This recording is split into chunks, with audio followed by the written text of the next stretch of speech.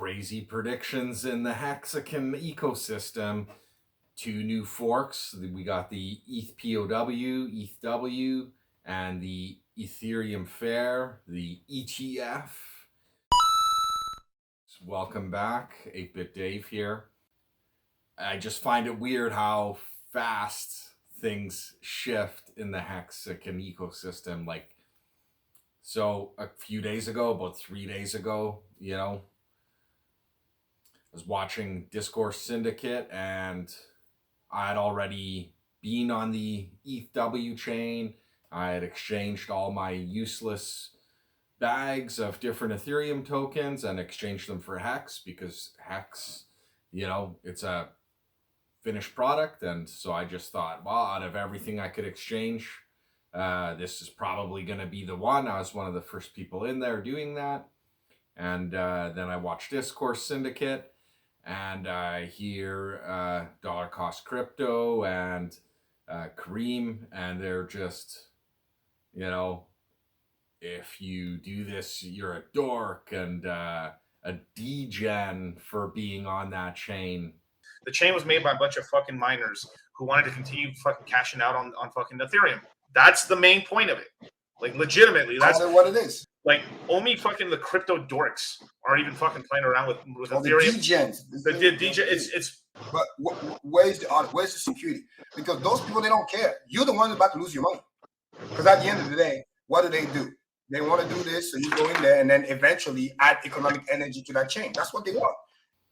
And I don't know what happens in a day in someone's life in 24 hours. I guess Karim there woke up on the other side of the bed, and I'm driving back from the house and the farm to the city, and it's late at night, and I was listening to Corey Costa's crypto coins there, and he had Karim on as a guest, and he was live streaming at the time, and there's Karim. He's like, wHex, it's gonna reach parity with the ethhex, and talking about how exciting and how awesome it is, and I'm just like, what happened? And then from there you go to ethw, which is already trading on the fucking exchange, and then you send that ethw to your ethw wallet. Next thing you know, you're in business. You went on the other side. You get what I'm saying? Yes, and the cost was literally less than $2. So that already tells me, in terms of arbitrage, why would somebody not just, quote unquote, bring the money from the expensive side to the cheap side? Do you know what I mean? So I believe because of that 20x that's left, people who have new money, they can just buy that up and then make it parity. Because if not, somebody else will. Of course. Now, there's 2 ways you can get to parity. Quick math, very important. Ideally, Hex stays at 3 cents plus, and then the other one just go up 20x. Make sense? So whoever buys that, lift it up to 20x. Hey, more power to you. Or option 2, which could happen, right? It's a potential. 3 cents go down lower, which I wouldn't want to see that happen. Neither would I. And then they kind of mid in the middle. So it's kind of like this one still go maybe 10x, and then the other one kind of go down. But no matter what, parity is going to come. Because parity already happened in ratio. This huge change. 1 minute, dude like me is a degen for being there, and then the next moment he's telling everybody, it's definitely going to hit parity. I'm kind of surprised. I'm glad there's a turnaround and an acceptance for the fact that we have Hex on numerous chains, and there's all kinds of free money out there to be claimed. And if you're careful and you know what you're doing, I mean, why shouldn't you load up your bags? Right now, this seems like small change, but after a bull run, it, could be heavy bags. And it was also a nice playground for me to, personally, I tried some of the HSI stakes and the borrowing functions from Hdrn and stuff like that, and things I just normally wouldn't have done on ethhex. But I just thought, well, if I screw up in this ecosystem, I'm not going to cry about it, right? And I feel like now that I understand it, I would be comfortable to use this product on eHex or even pHex when that comes out. But anyways, going back to the crazy price predictions. So Karim there, he believes that the wHex is going to reach parity with eHex. And it appears that, you know, Corey Costa there agrees. And, you know, that's fine. We all have price predictions. I made a price prediction myself. I feel during the next bull run, and provided that the Ethereum POW chain continues and it's stable, that the wHex could easily reach 4 cents. And, you know, by next bull run, I mean like a year, 2 years from now. So I too do believe that it will do a 20x. I just don't believe, I'm not so optimistic that the 20 or 30x is going to happen short term and that we will reach parity and then there will be bridging across. And let me tell you why I believe those things. So first off, right now, the eHex has more locked, hidden, non-obvious value than any of the other two sideshow chains. So, you know, what do I mean by that? Well, wHex and the fHex, they're not going anywhere. Like, they're on those chains and that's it. But eHex, it has a bright future in front of it. eHex, with all its flaws and its high fees and problems, it's wrapped. It's not wrapped like an Ethereum token. It's wrapped like a caterpillar in a cocoon. And it's going to become a butterfly when Pulsechain launches. It will be what gives birth to pHex. So when you look at that price of eHex right now, you're getting pHex in there free at the moment. So what's happened just recently is there's going to be even a bigger, better airdrop, and that is the pHex airdrop. So let's not forget that that value is still locked into the eHex token. And it's possible that eHex might even go down at some point in the future once, you know, critical mass is on pHex. And then the other thing about, you know, while there's going to be liquidity locked and all this stuff.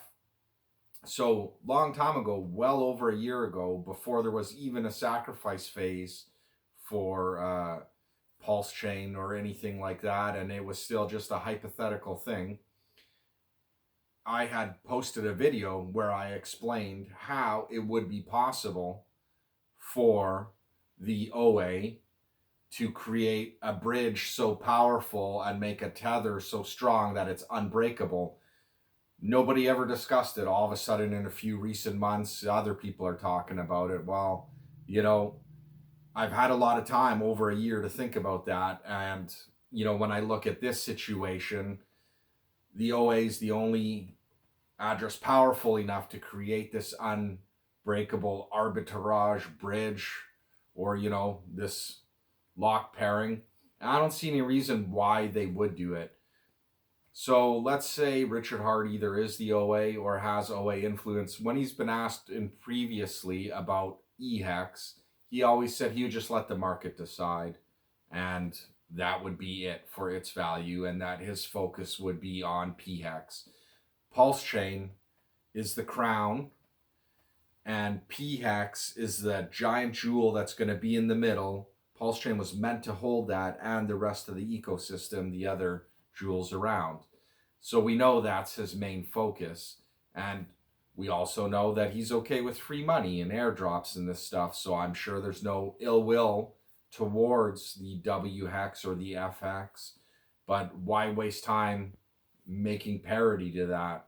It doesn't even make sense. I mean, if he's going to suggest that the eHex should be left as a free market, you know, why not the other ones? And it's not really a sanctioned chain. You know, things are a little bit less stable on those chains. You know, the hash rate, you know, I'm a miner, it's pretty low. Like right now, Ethereum Classic has a higher hash rate than these chains. And years ago, when I mined Ethereum Classic and everybody else was on ETH, the ETH guys used to just come over and basically kick the shit out of Ethereum Classic with, essentially we'll just call it a mining raid. They would just come with the hash power and screw up the network and, steal coins and shift shit around. And then you ended up with 10,000 block confirmation times to exchanges and stuff like that. It was a nightmare. What you have to realize is the reverse has happened now. Ethereum Classic, the miners there could literally just come push these chains around. So there is stability questions. Things don't really function right. I still can't personally get the Uniswap front door to work on the ETH chain. And, I guess if I was Richard Hart and I was working on an awesome project where we weren't just launching it all willy-nilly and, without proper front ends and ways to do things that are hardened and battle tested. And like even recently, it turned out with a chain ID error on the bridge that was copied, there was a problem there too. And so being able to see these things, like there's a lot of work involved. And initially when Pulsechain was launched, it seemed like it was going to be launched like these forks. It would just be launched and then things would be built after. But, that's not working so good. Good thing is Pulsechain is coming. So we're going to have all kinds of stuff on that chain. And yes, it's going to take a while for all of it to work out. And, do we all wish it had happened sooner? Of course. But I do not see any reason for Richard Hart to, say to people who's obviously trying to protect, like he always says, I made Hex to protect weak hands from themselves and, wants things that are audited and you want people to not lose their money. And when people were sacrificing coins to the wrong addresses, he would try to return them their coins and all this kind of stuff. So like we know he tries to go out of his way to give good advice and not speculate too much on things. And I personally, if I was him, I wouldn't want knowing that a certain percentage of Hexicans, although most Hexicans are relatively sophisticated and, have a good sense for computers and finances and this sort of stuff, certain segment of the investors are not. So you're not going to chase people over there and officially sanction those 2 extra chains. I do see a day where perhaps he gives a nod in a way where like maybe the wHex front end has an advanced mode and you can check other chains. No doubt there'll be other forks and things over the years. And, I will point out too, one thing that nobody's mentioned. I didn't know Uniswap was doing an airdrop. One day I just went on Twitter for some reason and Richard Hart was tweeting and then he was live streaming and saying, there's this free money, go get it. And that's how I got my uni claim. And, it was really exciting. I remember gas fees were so high, everybody was trying to claim it at once. It was ridiculous. I think I spent like $500 in gas that day claiming my uni tokens and trying to swap out of them. But, when these chains launched, was he out there saying, hey, here's this free money, go get it? No, because just everything about it was a little bit weird. Like, the ETH fair, the Ethereum fair, you couldn't really use MetaMask. I mean, you could, but then you had no way to sell the tokens. Yeah, I had to get a special wallet that had an in-app swapping thing. And, I never really used Kyber Swap. I knew of it on the Ethereum POW. And then there was a new liquidity provider, I think it's called POW Swap, and they were right brand new out of the gate. Well, you don't know who it is. I mean, I've used it now and interacted with it. I had a chance to actually look at their smart contracts and see that they copied it from Sushi Swap. I was able to see that they had run it on a test net. You can do a lot of these things through Etherscan. And so, you know, now that I'm comfortable, I'm able to use it. But it wasn't as simple and straightforward as the Uni airdrop. And I think sometimes silence can say a lot. He's not saying, you know, if you're unsophisticated, you know, he's saying nothing you wouldn't know, just like I wouldn't have known about Uni. But, you know, if you know what you're doing, you know, he's not telling you not to either. So the choice is up to you. So I think this is a little bit different than the days of the go out and collect your free money today. And so that's the way I look at it. And because of that, I don't think he's going to come in there with billions of hex and force a bridge and that we're going to hit parity. I do believe that on that chain, if the chain stays stable and doesn't suffer 51% attacks, and if there is continual growth with homegrown projects on that chain like POW swap, that an ecosystem will come. And I believe that we will hit 4 cents with the wHex. I don't really have a gut feeling with the fHex yet. Honestly, I'm a little less excited for that one. Everything just feels really clunky on that chain, awkward, installing weird wallets on devices I rarely use for security things, making all kinds of different addresses is just such an inconvenience, and there seems to be a lot less activity happening there. That one was mostly promoted in Chinese. So these are my thoughts on the matters. Honestly, I kind of feel like if you're hearing this, oh, there's going to be parity and all this, I kind of feel like if you believe that, you're getting sucked in and you're going to be buying somebody else's bags at the top.